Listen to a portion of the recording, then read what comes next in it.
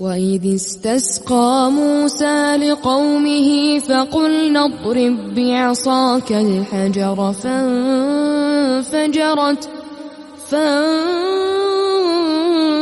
فانفجرت منه 12 عينا قد علم كل أناس مشربهم كلوا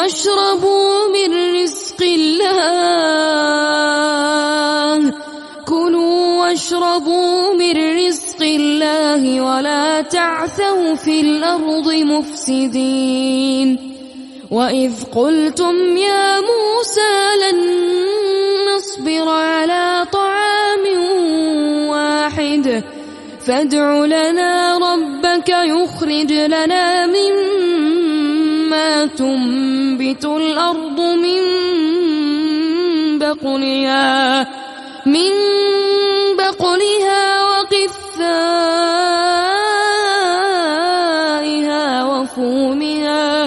وفومها وعدسها وبصلها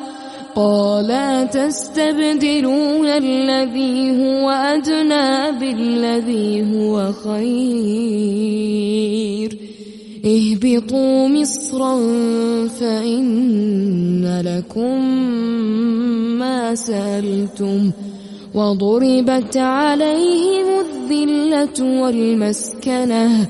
وباءوا بغضب من الله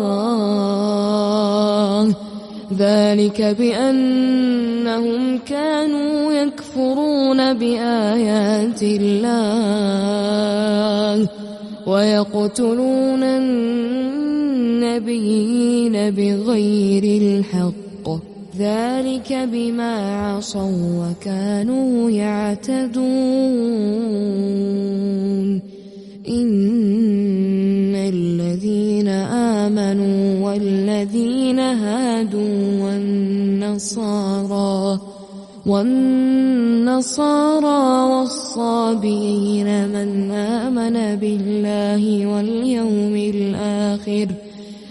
آمن بالله واليوم الآخر وعمل صالحا فلهم أجرهم عند ربهم ولا خوف عليهم ولا هم يحزنون وإذ أخذنا ميثاقكم ورفعنا فوقكم الطور خذوا ما آتيناكم بقوة واذكروا ما فيه لعلكم تتقون ثم توليتم من بعد ذلك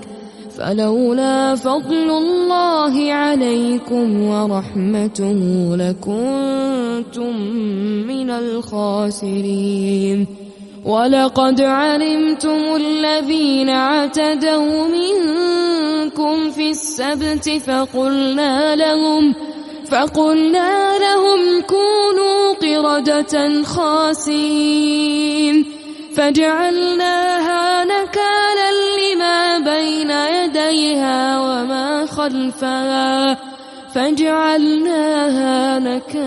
لما بين يديها وما خلفها وموعظة للمتقين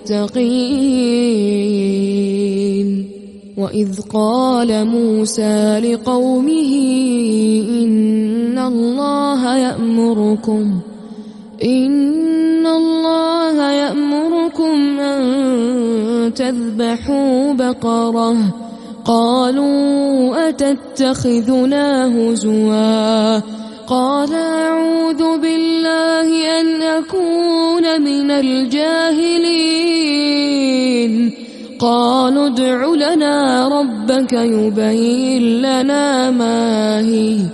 قال إنه يقول إنها بقرة لا فارض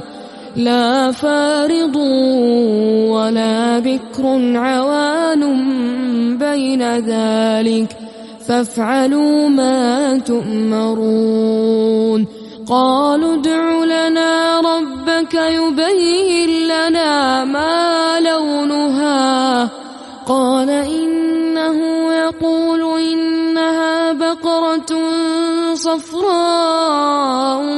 فاقع لونها قال إنه يقول إنها بقرة صفراء فاقع لونها تسر الناظرين قالوا ادع لنا ربك يبين لنا ما هي إن البقرة شابه علينا وإنا إن شاء الله لمهتدون